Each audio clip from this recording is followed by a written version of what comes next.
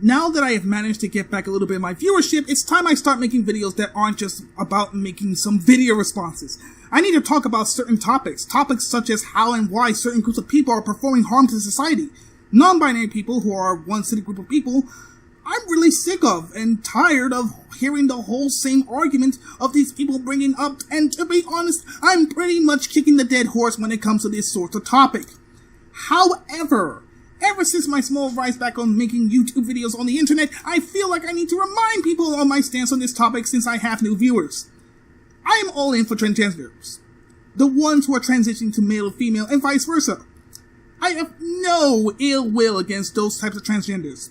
I'm even willing to date a transgender because as long as you make the effort into being who you want to be, who am I to say that you're not a full-fledged woman or man?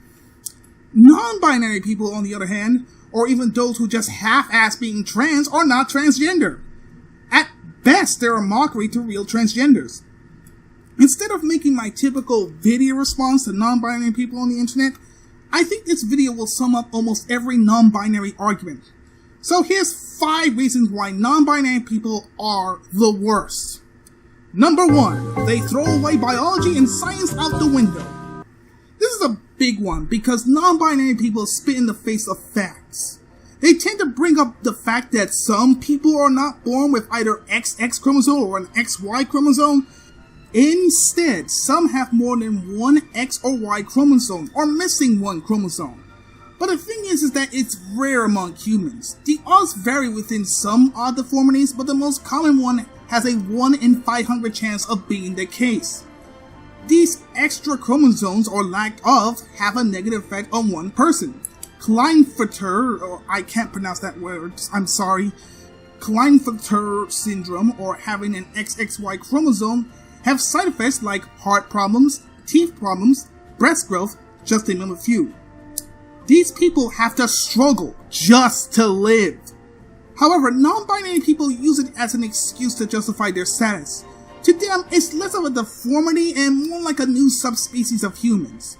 This is garbage. Having a birth defect is not part of the norm and it should not be normalized. Instead, people should find a cure to these birth defects so in the future we can give birth to less deformities and have the children grow up without having any of the physical deformities. I want as many people as possible being born with normal lives. It's not an identity. No same person just identifies of having a birth defect. 2. Indoctrination to children.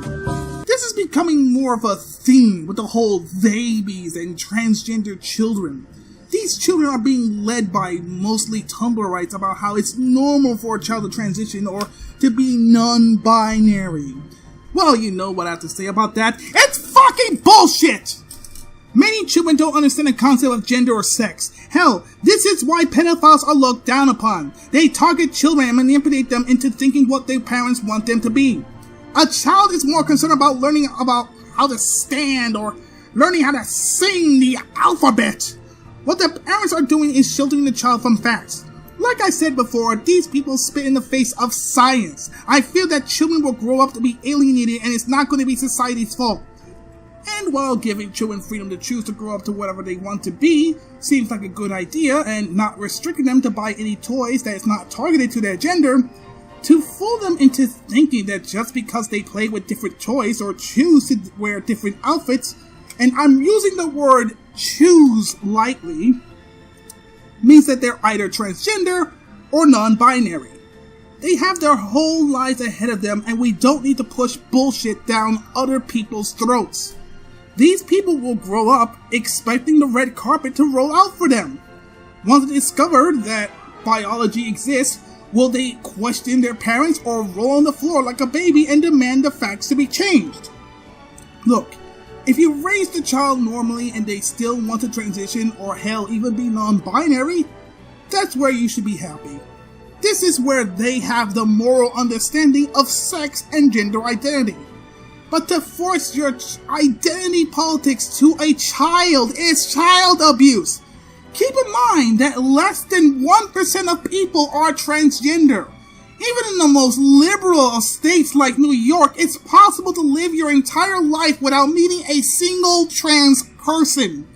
meaning that you have a strong chance of raising a child that isn't going to grow up being transgender.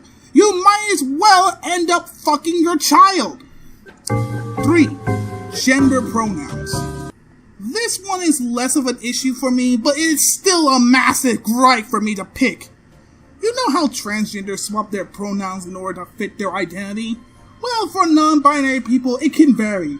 Some are non-binary, but sometimes they use the pronouns they were born with, and others use they, them pronouns. Already, it's a personal gripe with me because it changes certain words to have more of an open interpretation for the individual. Someone who is clearly a man could use female pronouns and vice versa. Why in the world do I even have to start every conversation asking someone of their fucking pronouns anyway? These pronouns are hardly used at all in a one-on-one conversation. But because some people lose their shit over these pronouns and being misgender is like the same thing as being raped on the street, of course this will be on the list. Look, a duck is a duck no matter what. If I see a man, I'm going to say that person is a man. There is no second guessing. But these people are so complex and so fragile when it comes to these pronouns. It's like walking through a minefield. The best way not to get blown up is to avoid it. But sometimes it's better to remove it from the battlefield. It gets even worse with some new pronouns like Z, Zir, Here, V, Pair, and Yo. You really think I'm going to learn all these pronouns just for the sake of having your feelings not hurt? You gotta be shitting me. Sometimes some people change their pronouns whenever they feel like it. It's pretty common with gender fluid people who keep switching their gender. One moment they're using he, his pronouns, and the next moment they're using they, them pronouns. It's bullshit. We don't use they in a singular sense unless the person's gender is unknown and we are certain that it's no more than one person. And before you bring up on how during the Shakespearean era we use gender-neutral pronouns, I got another personal gripe for you. Number 4, they spit in the face of history and culture. Their justifications sometimes come from a different culture. Oh, bug out. Yes, certain places like India has a third gender. This is part of their culture, and it's harmless to say the least. At the very least, they're not forcing children into living the lifestyle of being a hijara. It's part of their culture, and who am I to say otherwise? However, what non-binary people do isn't even part of American culture. Sure, some people blur the line of genders like cross-dressers and drag queens, but they're not a subgroup of people that use it as an identity.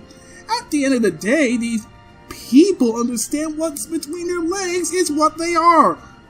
What they do is use other cultures and even the past to justify their cool and hip look to challenge the norm of society, as if being an edgy, moody teenager isn't enough.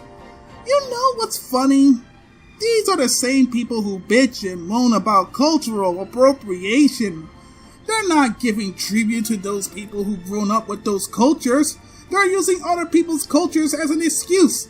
That's it. And as for the past, they really don't know how the past work. Sure, the English language changes, but it changes to make sense. Not to change whatever the fuck you want to be. And even in the old ages, we still had gender pronouns to identify someone. Just use a Shakespearean translator and you'll see what I mean. And number 5, their fucking hairstyles. Okay, it's not much of a counter-argument, it's more like a personal gripe. I noticed that a lot of non-binary people have the tendency to get this weird dyke haircut and then dyeing their hair like if Twilight Sparkle vomited on their hair. That's how you know you're dealing with an SJW. It's like being an edgelord but without the dark colors. It's not a phase, Mom! That's what they're shouting right now.